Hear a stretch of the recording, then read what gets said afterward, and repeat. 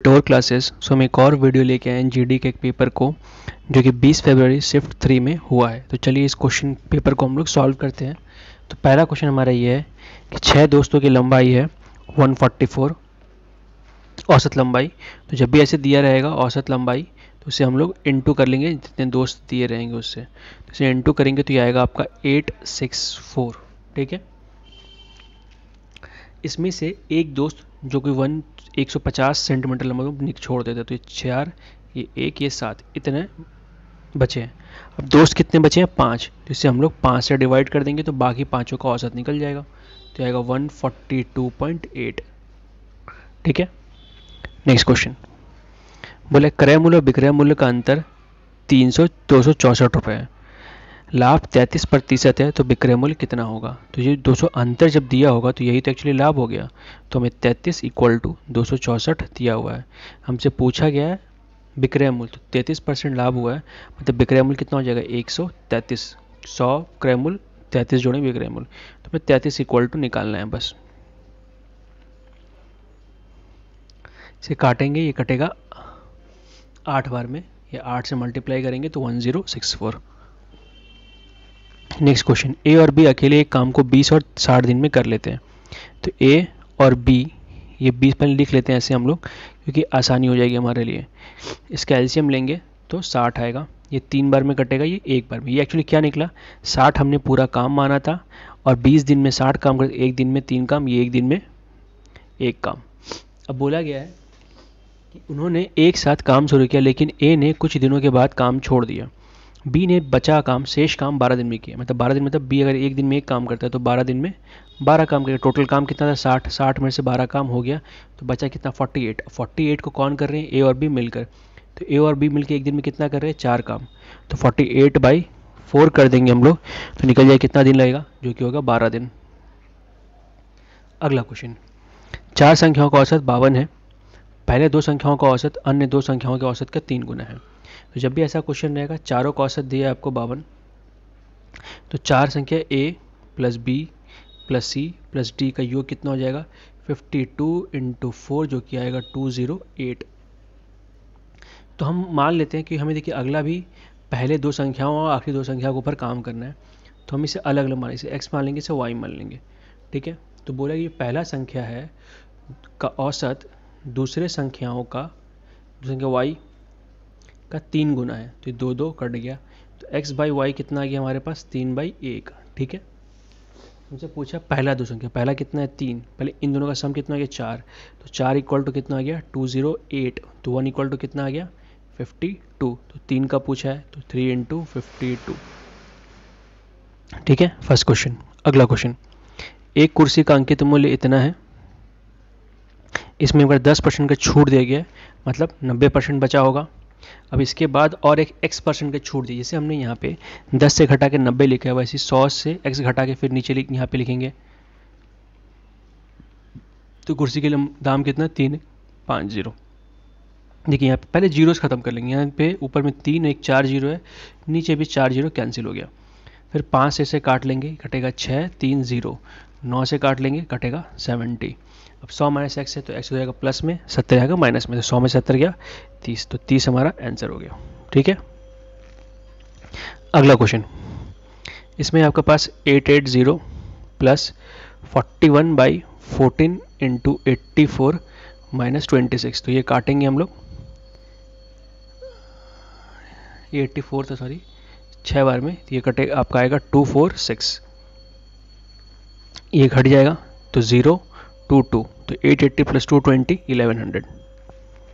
Next question, त्रिज्या इतनी है तो गोले का आयतन 4/3 पाई का वैल्यू होता है 22/7 r³ तो r³ मतलब देखिए इस 42 हम लोग क्या लिख सकते हैं? 42/10 और r³ है तो हम लोग 3 बार लिख सकते हैं।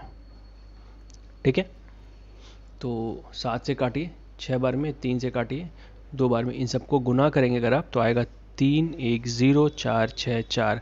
और मैंने 10 से क्यों नहीं काटा? क्योंकि 10 नीचे 1000 आ जाता, बस अब पॉइंट बिठा देना था। क्योंकि अगर ऐसे काट लीजिएगा तो फिर जो भी आएगा 5 के टर्म में कुछ आएगा, फिर उसको उससे उस नंबर को आपको ऊपर डिवाइड अलग से भाग करना पड़ेगा, तो टाइम ज़्यादा लग जाएगा। अगला क्वेश्चन, एक वस्तु का अंकित मूल्य इतना है और विक्रय मूल्य इतना है, ठीक है। तो बोला है छूट प्रतिशत, तो सबसे पहले इसे हम लोग 28,500 से 15675 घटाएंगे। तो 10 में से 5 गया 5, 9 में से 7 गया 2, यह हो जाएगा 4, 14 में से 6 गया 8, 7 में से 5 गया 2 और 1, इतना आया, ठीक है। तो ये मेरा छूट हो गया। अंकित मूल्य से इसको अगर हम लोग भाग कर देंगे इंटू 100 करेंगे तो आंसर आ जाएगा 0 0 कटा, और ये कटेगा आपका 45 टाइम में, ठीक है। अगला क्वेश्चन, मूवी टिकट में 18% की बढ़ोतरी की गई, टिकट की कीमत बढ़ने से दर्शकों की संख्या 25% कम हो गई। जब भी ऐसा क्वेश्चन आएगा कि दाम बढ़ रहा है, कि कीमत बढ़ रही है, दाम लोग देखने वाले या खपत घट रही है, उसका सिंपल सा फॉर्मूला हमेशा ये यूज़ करिएगा आप लोग। तो प्लस एक्स मतलब 18 घट रही है माइनस 25, फिर दोनों का साइन अलग है तो यहाँ पे माइनस, तो 18 इंटू 25/100, ये आ गया -7, ये काटेंगे हम लोग 4 बार में, ये आ जाएगा 4.5, तो 11.5, ठीक है। अगला क्वेश्चन, पीतल में तांबे और जस्ता का अनुपात 25:12 है, 370 किलोग्राम पीतल में तांबे की कितनी मात्रा होगी, ठीक है। टोटल 370 है और यहाँ टोटल कितना है अनुपात 37, तो 37 = 370, तो 1 = 10। पूछा क्या आपसे, तांबे का अनुपात, तांबा कितना है यहाँ पे 25, तो 1 = 10, तो 25 = 250। दो संख्याओं का अनुपात इतना है, उनके महत्तम समापवर्तन। अगर आपको ऐसा दिया रहे और इनका जो अनुपात है उसमें आपस में कुछ कॉमन नहीं हो तो क्या करिएगा, एक नंबर को 7 से गुना करिएगा तो 77 आएगा, 13 को 7 से गुना करिएगा तो 91 आएगा, तो ये हमारा आंसर हो गया। अगला क्वेश्चन, पी क्यू आर दिया है, इसमें कुछ करना नहीं है। पी का वैल्यू कितना है 9 + 10 19, क्यू + आर 10 + 11 21, आर + पी 11 9 20, तो हमारा 20 ही ये हो गया। देखिए एक चीज़ आप और ध्यान सकते थे कि सब में 19 21 सब कॉमन था, बस क्यू + ऐड करते हम तो काम, सॉरी आर + ये ऐड करते तो काम हो जाता, ठीक है। अगला, एक निश्चित धनराशि साधारण ब्याज पर 8 वर्ष और 6 महीने में स्वयं की 3 गुनी हो जाती है। तो मान लेते हैं कि पी हमारा मूलधन 100 था तो 3 गुना हो जाती है, मतलब मिश्रधन 300 हो जाएगा, तो ब्याज हमारा कितना हो जाएगा 200। और यहाँ पे क्या 8 साल 6 महीना, 6/12 करेंगे 1/2, लसा लेंगे 1, तो यह जाएगा 17/2। तो यहाँ से हम फॉर्मूला बताएंगे, पी कितना हमारा 100, आर कितना में निकाला, समय कितना निकाला हमने 17/2, तो 2 नीचे लिख लेंगे, और आर हमें निकालना है बटा 100 = 200, तो ये काटेंगे हम लोग 2 बार में, तो आर = आ जाएगा 400/17, ये काट सकते हैं 23.52, ठीक है। अगला क्वेश्चन, बोला एक संख्या में 25 घटा दे तो संख्या स्वयं का 50% हो जाता है, ठीक है। तो ये कटेगा 2 बार में, x/2, तो x - x/2 = 25, तो x/2 = 25, तो x = 50। सिंपल सा बात, एक चीज़ देखिएगा कि 25% घटता है, सॉरी 25 घटता है तो 50 में, तो 50% बराबर 25 हो गया, तो 100% बराबर 50 हो गया, सिंपल डबल कर देंगे। अगला क्वेश्चन, बोला एक यदि ब्याज वार्षिक संयोजित हो रहा हो तो 30% प्रति वर्ष वार्षिक चक्रवृद्धि ब्याज दर से 2 वर्षों में कितनी राशि इतनी हो जाएगी, ठीक है। तो ये फॉर्मूला है,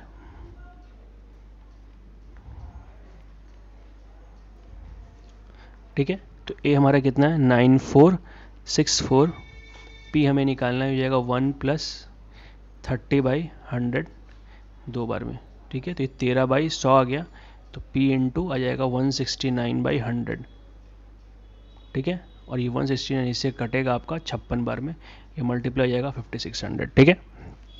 तो आपको ध्यान रखना होगा सॉल्व करने के पहले। नेक्स्ट क्वेश्चन, एक व्यक्ति 11 किलोमीटर की दूरी 60 मिनट में और 22 किलोमीटर की दूरी 30 मिनट में, तो औसत चाल का फॉर्मूला होता है कुल दूरी बटा कुल समय।